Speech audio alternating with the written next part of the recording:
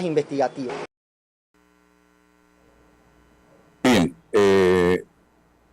para darle la palabra a César, que es el abogado en el grupo A, al igual que Lisbeica, me llama poderosamente la atención algo, no sé si es correcto desde el punto de vista constitucional, un presidente decir, le pedí al procurador que retire un proyecto cuando el procurador, hasta donde tengo entendido, tiene iniciativa legislativa y total independencia. Esto, a mi juicio, no puede malinterpretarse de que un presidente esté llamando a un procurador para que retire, porque así como retira, pudiera estar llamándolo para que presente. No sé, a mí, en lo personal, me sonó extraño escuchar a un presidente hablar en esos términos. Adelante, don César, con el análisis y con que me aclare este punto de vista, ¿no? Sí, bueno, voy a iniciar por el final, ¿no? El actual procurador fue abogado del presidente de la República, ¿ya? Con eso te contesto, creo yo, el cuestionamiento. Entonces, pero es correcto, no, aquí se criticó que Varela llamara a Kenia Porcel. El problema no es la llamada, el problema es el contenido de la llamada, pero el actual procurador de la República fue el abogado del presidente de la República. ¿Ya? Eso a la institucionalidad del sistema de justicia le aporta o no. Bueno, cada uno tendrá que hacer sus análisis y generar en el debate entonces luego el resultado de la gestión del procurador de la República.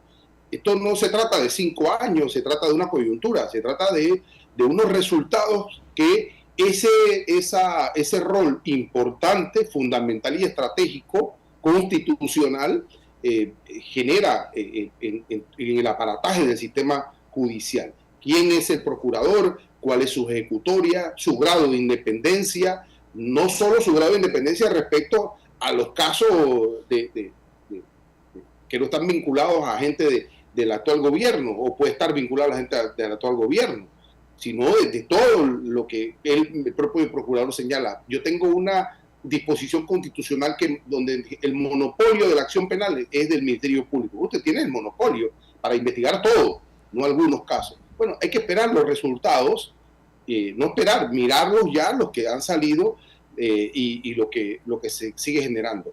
Cuando usted revisa la planta profesional de fiscalía del Ministerio Público, investigue, han ido renunciando muchos cuadros del Ministerio Público, mucha gente joven está renunciando de esa institución. Hay que preguntar las razones del por qué eso está ocurriendo.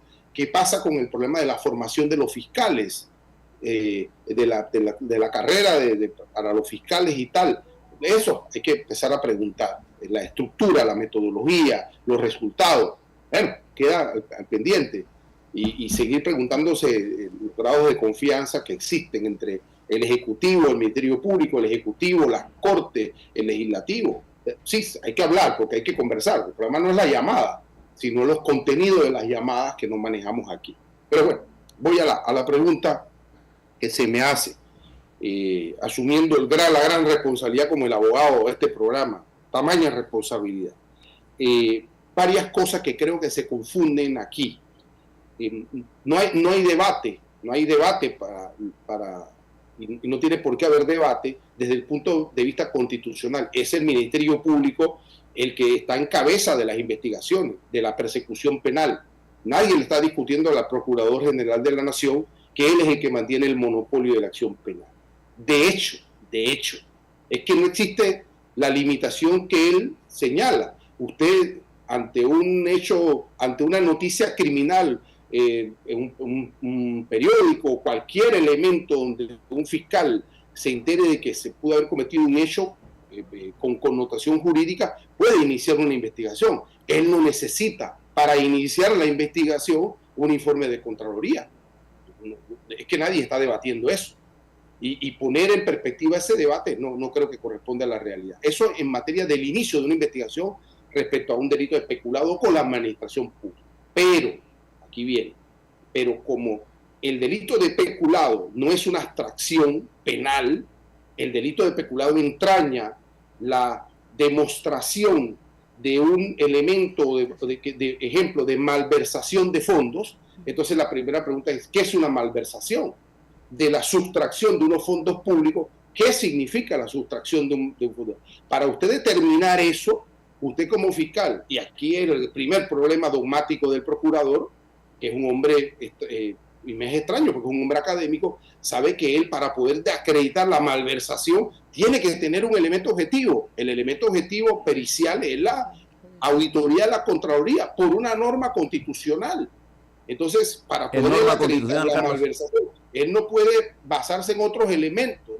¿De qué otros elementos está hablando? Está hablando de una prueba testimonial para determinar la malversación. Eso no se determina, ese hecho no se determina por allí, sino específicamente con la auditoría de la Contraloría. Y no puede él suplantar, sustituir ese elemento fundamental que le es esencial y nuclear para su teoría del caso. Entonces, no sé qué pretende el procurador ante la retórica de que con otros elementos de convicción, los otros elementos de convicción pueden fortalecer su teoría frente a la auditoría que usted tiene, que acredita una lesión patrimonial por malversación o por sustracción o por omisión o por cualquiera de los elementos que establezca la pericia. Usted no la puede sustituir, la puede complementar como base y fundamento, pero no puede sustraerse de esa cuestión. Si no hay un cambio constitucional, entonces usted no puede tratar de suplantar esto. Yo no hablo, ingeniero Blando, nunca, fíjense, de un acto inconstitucional. Yo hablo de un problema constitucional. Ya cuando la Corte lo determine, bueno, es inconstitucional. Entonces eso genera y mantiene un problema constitucional, o un problema de inconstitucionalidad debatir. Grave problema de inconstitucionalidad debatir. Y los tiempos, fíjense, los tiempos de la prescripción del peculado son 12 años. Si usted en 12 años no logra una investigación fortalecida, entonces ¿cuándo lo va a hacer?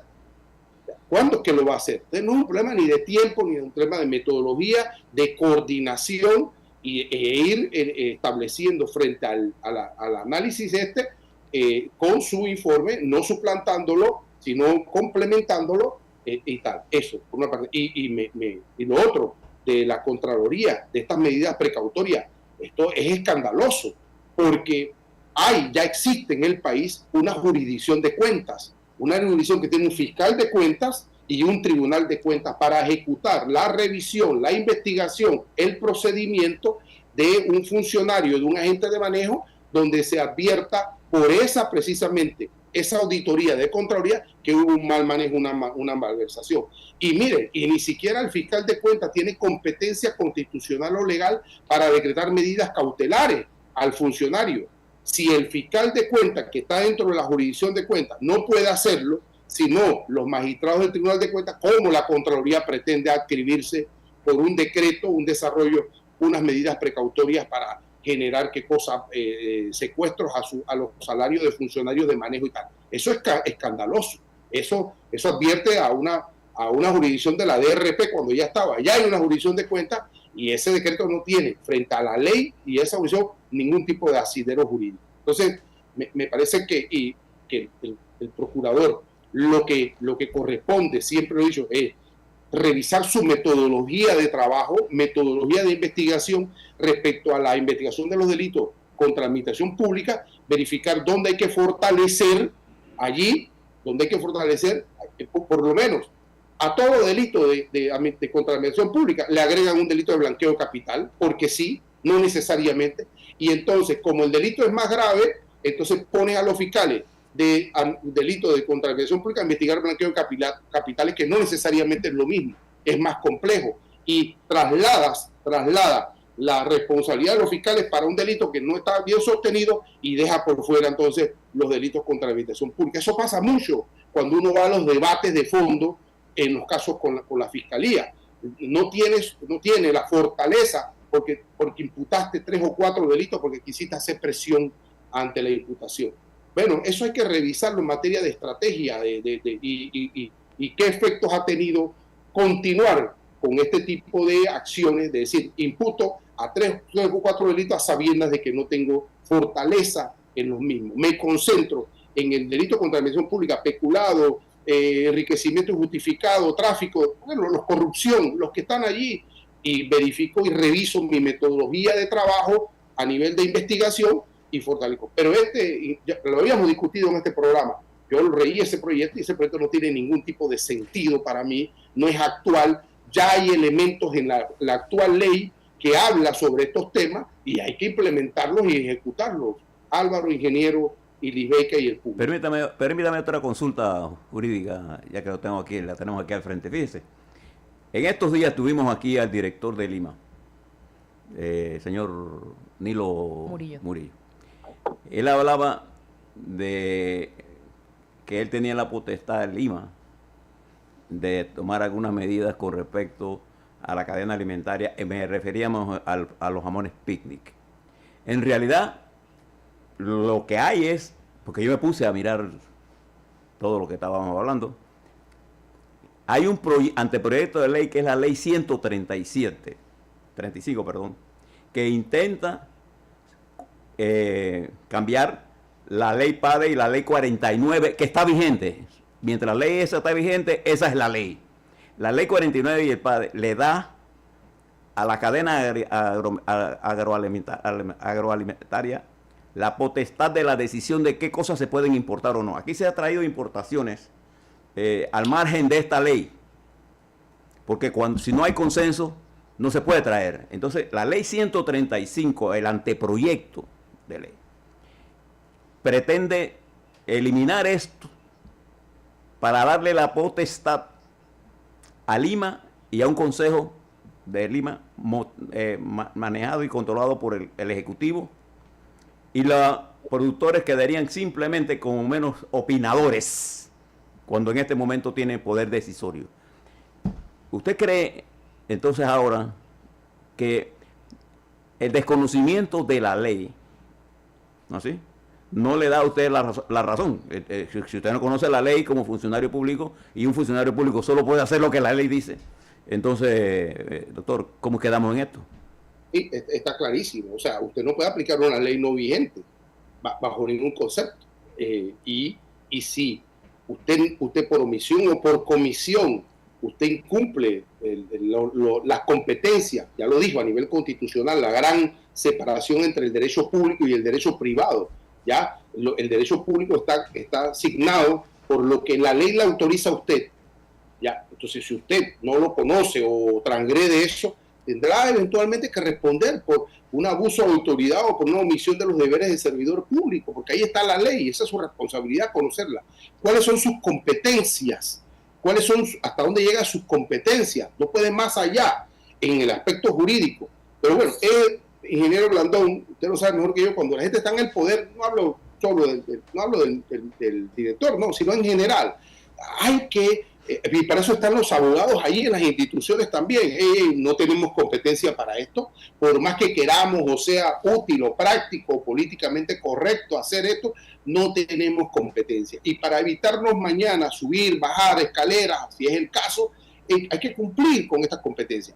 Pero volvemos a lo mismo, es un problema de institucionalidad democrática, es un problema de institucionalidad jurídica. Ayer lo discutíamos, ingeniero Blandón, con el diputado Zamora, con el tema del proyecto de ley del tránsito. Pero es que la gente de Panamá Norte está molesta por esto. Bueno, muy bien, pero la ley es general y universal.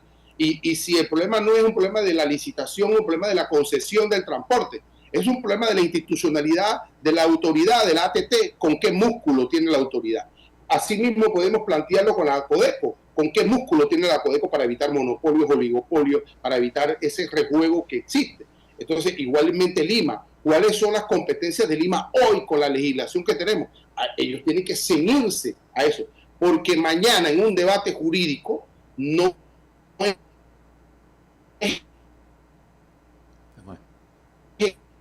Bien, está teniendo problemas con la señal. Excusa decir, es que hay un proyecto por ahí, criterio. No se trata de su criterio, se trata de la ley. Se trata de la ley. Tenemos a Sabrina Bacal, es periodista, también politóloga, y me gustaría, Sabrina, resumiendo un poco la conferencia de ayer jueves del presidente, porque de eso se desprende en gran medida el análisis que estamos haciendo esta mañana. Temas como, por ejemplo, la voy a hacer. Eso implica que va a ser la vía diplomática. Piensen y digan lo que quiera la gente que lo eligió y los que no lo eligieron. La voy a hacer. Y punto. Segundo, el presidente de la República diciendo que dejen la taquilla y de estar hablando locuras aquellos que han estado planteando como una opción donar ese recurso para un sistema de salud, por ejemplo, en la rama de la oncología, con tantos problemas que hay a nivel de cáncer en este país y todas las carencias y necesidades que tiene el sistema de salud, que decía yo hace un rato, pareciera que el presidente no tiene la más remota idea del viacrucis que enfrentan los pacientes de cáncer, tanto los de la capital como los del interior de la República. Presentamos un video donde decía que el día que tomó posesión, que le iba a meter todo el presupuesto necesario al oncológico, tanto en Panamá como en el interior, y hoy parece que las cosas han cambiado. También presentábamos al presidente hablando del tema de la justicia, del manejo de los jueces, cómo se están manejando hoy, en una crítica directa a los jueces de garantía.